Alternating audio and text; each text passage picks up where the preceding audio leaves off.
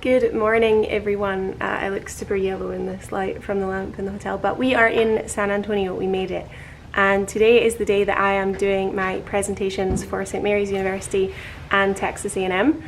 So we're up quite early. It's only 7:20 right now because I want to get out and try and hopefully traffic's going to be okay to get to the university. St. Mary's is only 10 minutes from the hotel, but it was a bit of an ordeal driving through San Antonio last night, so hopefully it's going to be a bit better this morning, but I will update you guys as I go.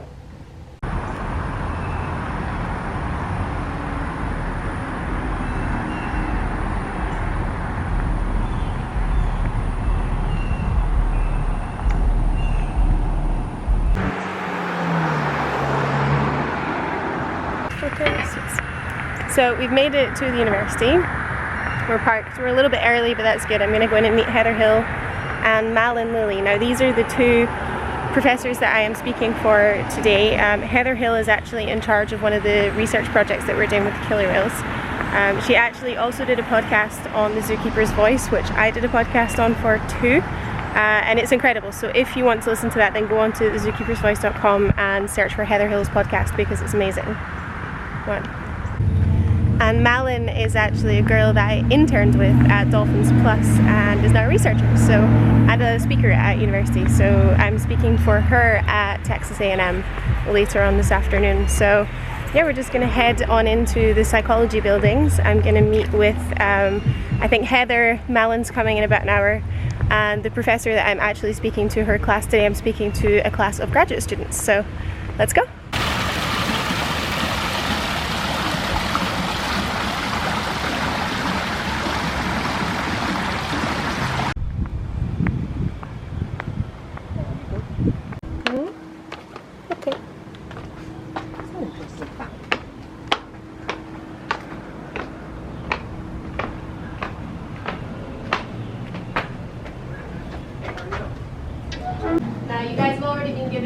Background about who I am, but my name is Hazel McBride. I'm currently 26 years old and I'm currently employed at Marineland-on-Thebe in France as a killer whale trainer.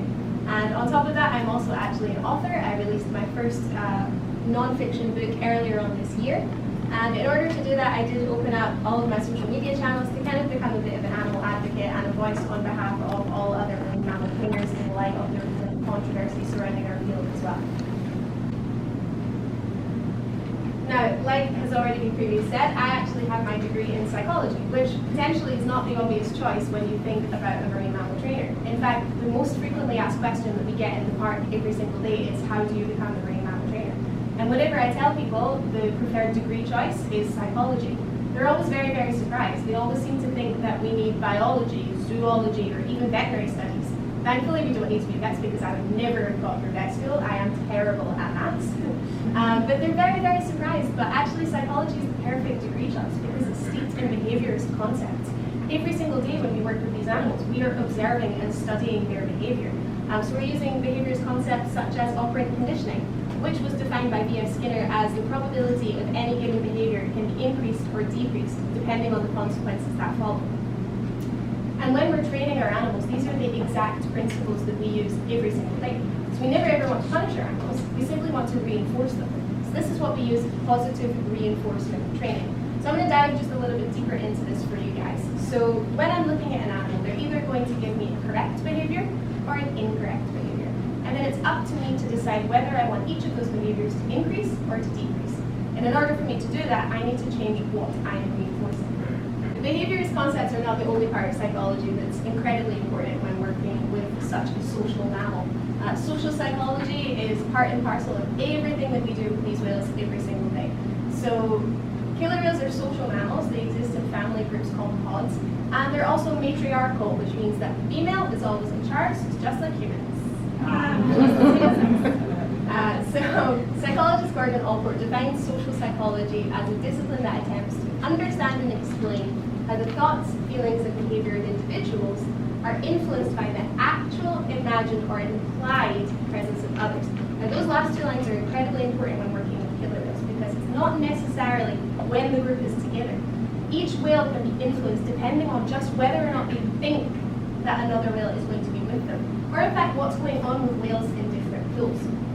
Now, I'm going to talk a lot about Wiki here today because she is the whale that I have the best relationship with. So Wiki is the dominant female. If, for instance, I have Wiki in the front pool with me in front of me, and I can sense behavioral cues coming from her that she's maybe not entirely comfortable. Things like her having wide staring eyes, maybe her back's going very, very tense, and I can see that she's not comfortable. So then it's my job to look behind me and see what's going on with the rest of the group. So in total at Marineland, we have 36 million litres of water in our pools across 5 different pools. Now, if all of the gates are open in the back, that could potentially mean that her 2 sons have swum quite far away from her. So that might be why she's not entirely comfortable. So then it's my job to say to all of the other trainers, can we close some gates in the back, let's bring the babies a little bit closer to her, or in fact I might actually decide to open that gate and let Wiki be with her babies for a period of time. Because it's my job as a trainer to make sure that these animals have the best day possible every single day. I always want to give our animals what it is that they want. But in order to do that, we have to know what they want. We have to be able to anticipate their needs and their wants. So I can say that for Wiki, by opening her up with almost any animal, that's going to be reinforcing for her. But if I was to choose another animal of our pod, his name is Inuk, he's 20 years old, he's actually our eldest male. He's very, very submissive. So he's actually the most submissive animal in our pod. So if I had him in the front and he was super good, he was being very energetic, and then I tried to open a gate with Wiki, that actually might be a very negative experience for him, depending on how Wiki, the dominant female, is. Because if Wiki is incredibly dominant and he's feeling very, very submissive, that might make him very uncomfortable as well. So we always have to be aware of what is going on with each individual, how that's going to impact our training sessions, how it's going to impact the whale's behavior, and everything that we do every single day, shows, sessions, research projects, husbandry. We have to always be aware of what's going on with all 4 animals, even when we're only working with one. Incredible that we are able to get this close to them simply through positive reinforcement and through our relationship with them as well. Now, those are 11 killer whales. 10 of them were born in managed care, and 1 of them is a rescue. And she is actually a very special killer whale that was involved in a very special research project, actually one of the first that I was involved with killer whales.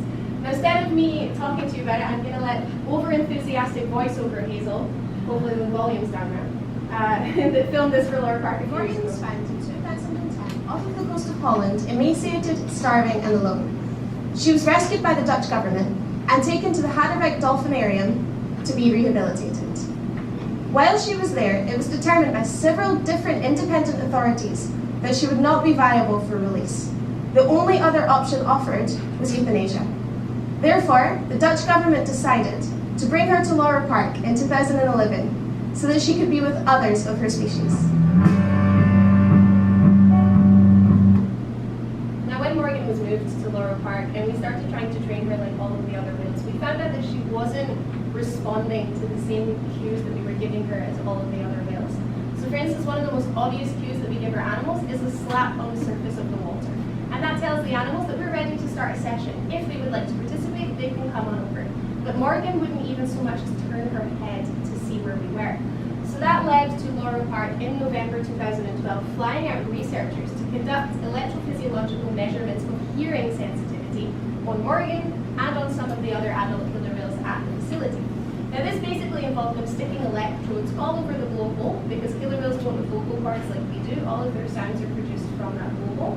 Around the melon, which is where they push the sounds out through to make echolocation, and their lower jaw, because that's where they receive sound. So basically what happens is they want to see if they're responding to different noises. In 2016 they came back. I was lucky enough to take my own whale Skyla through this procedure once before. And it was incredible being able to watch her responses to hearing all of these different sounds.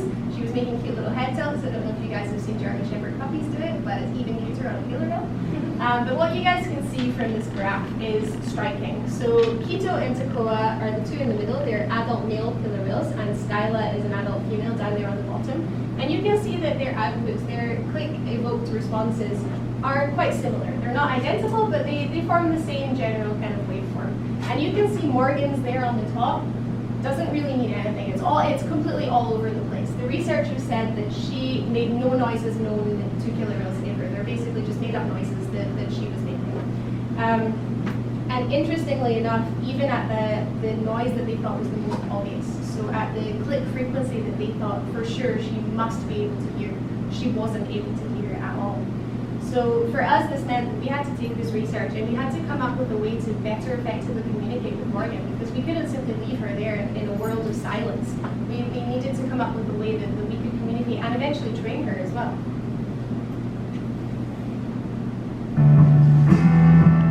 When she came to Loro Parque, we discovered that she had a hearing impairment. So we have constructed some apparatus around all of our pools so that we can better communicate with Morgan each and every single day.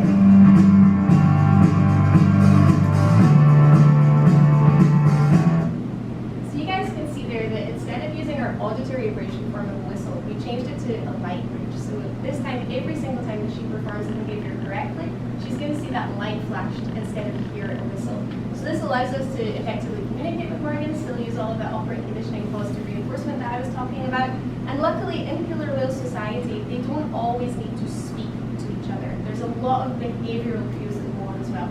So she is very well assimilated into the pods. She's actually the second most dominant female, would you believe it or not. So she's very, very well socially adjusted too. Now, one of the biggest research projects that I have been involved with since I became a killer whale trainer made international headlines last January. So my first talk is over and we're currently at lunch at a Tex-Mex restaurant called Chewy's with Malin, which is very nice. We're having a little catch up. But yeah, the talk went really, really well. The students were like super engaged. They asked some really nice questions after it as well. And I mean, you know me, like if anyone gives me a platform to talk about killer whales, like I won't shut up for like a good hour at least. But it was nice. It was so nice to have time to chat to Heather Hill as well. So if any of these people are watching, I just want to say a massive thank you to St. Mary's University and to Dr. Heather Hill for inviting me there, and again for this afternoon to say thank you to Texas A&M and my friend Alan Lilly for also inviting me to talk to their students too. But for now, I am going to eat some delicious Tex-Mex and then we're going to head to Texas A&M.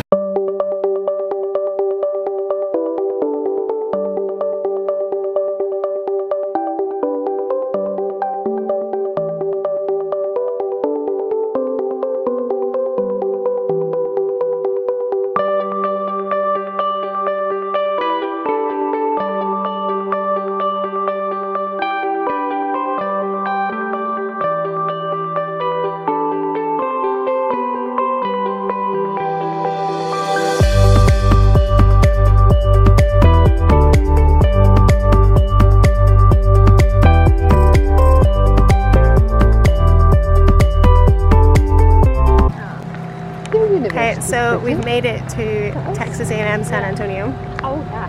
Lunch was absolutely delicious, and apparently it was on Texas A&M, so thank you very much.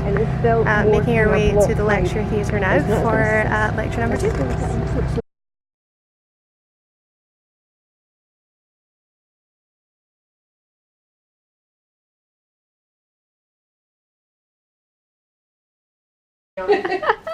This is so cool. Yeah, you always see this in movies. Yeah. Aww. Well, thank you to you, Malin. Yeah. And to Texas A&M because, well, Texas A&M specifically San Antonio. Yeah. This is my one. This is awesome. Oh, that's good.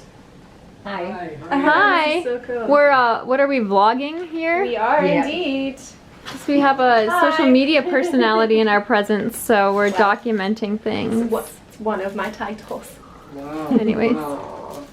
I'm learning. Sorted for stationery. I don't think I'm cool enough to Of course you are. I'm Ho. Nice to meet you. Hi, I'm Hazel. Nice to meet you. I'm Marie, I'm Hazel's mum. Hi, how are you? Pleasure to meet you. I'm You going too. to go and make sure IT Okay. has their stuff Thank you. together. Amy said she's heading over soon, so we're just opening our little gift bag here, and then we're gonna. Yeah. sweet. Say Make thank our you. way I wasn't on expecting over. anything, so this is brilliant. That's lovely. Thank you guys. All right. Is this a highlighter? See you in a second. My goodness. Oh, Yeah. it's like a triple highlighter. Oh, I get so excited about Oh my stationery. goodness. It's like whack-a-mole. Oh, this is awesome. There's a hungry hippo thing. Yeah. You don't know how Brilliant. much joy she'll get out of that. I know. Highlight on my notes. We get all the whale tails on the back. Use it for my next book. Yeah. Yeah. Oh, well, thank you.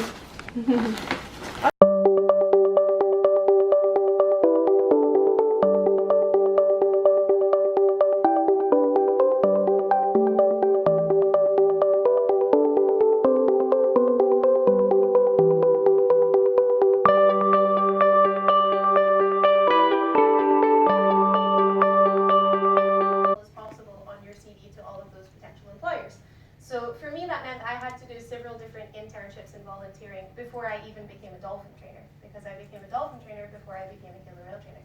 So that meant that I spent a year and a half working every single Saturday with sea lions in Scotland. And then after that, I traveled in my summers between semesters at university to intern with dolphins as well, once in the Bahamas and once in the Florida Keys. Now, by some miracle, because this is a very, very competitive field, the field of marine mammal training is I decided to do psychology. It's why I got my bachelor's degree. Now, some of you might be sitting in front of me with that exact same dream, potentially not as a killer whale trainer, but you might be very focused. You might know exactly where it is that you're going. And that's fantastic. And you've chosen such a great subject that is ever-changing, ever-evolving, super modern. So it's going to open doors for you. But you might be sitting in front of me with no idea what it is that you want to do at all. And I'm going to tell you that that is also okay, because you never know where psychology is going to take you. When I was studying psychology at university, I hated research. I never wanted a career as a researcher. I was terrible at statistics. I'm awful at maths. I suck at it. And I said, never again. I'm never doing research. But I have actually ended up involved in no less than 6 different research projects since I graduated. And they are some of my favorite sessions to do with these animals, because they are so steeped in cognitive psychology. And it's amazing to be able to watch them try and figure out what it is that we're teaching them. Now, when I was at university, because I knew what I wanted to study, I tweaked a lot of my coursework within reason so that I could study what it was that I was interested in. And this is a little bit of advice that I'm going to give to you guys, because when you study what you're passionate about, you're going to write more, you're going to research more, you're going to read more papers. Research and reading papers can never be boring if you're reading about baby walrus enrichment, trust me, or whatever subject it is that you guys are particularly interested in. Now, one of the tweaks that I made, I was studying a neurodevelopment course, and we were asked to write an essay on therapy approaches for autism spectrum disorder. So I decided to write my paper on dolphin-assisted therapy. So, bearing in mind that I come from a very rainy city in Glasgow, that meant that my professor had never ever received a paper on this subject before. And I got a great mark from it. Now, I'm not saying that that's because my writing was anything spectacular. What I'm saying is that because I was passionate about it and interested about the subject, I researched more. I read more papers. I referenced more articles. And that passion came through in my writing. And that elevated it and made it stand out to the professor. At worst, too creepy at best. But you guys are going to have a little listen here. Bye-bye. Bye-bye.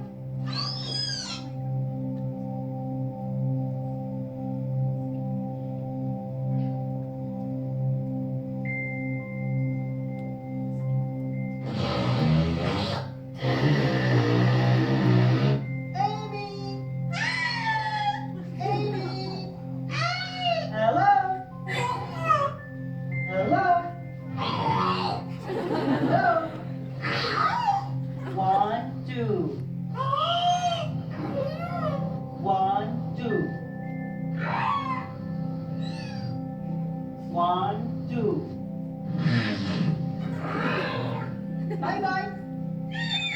Bye-bye.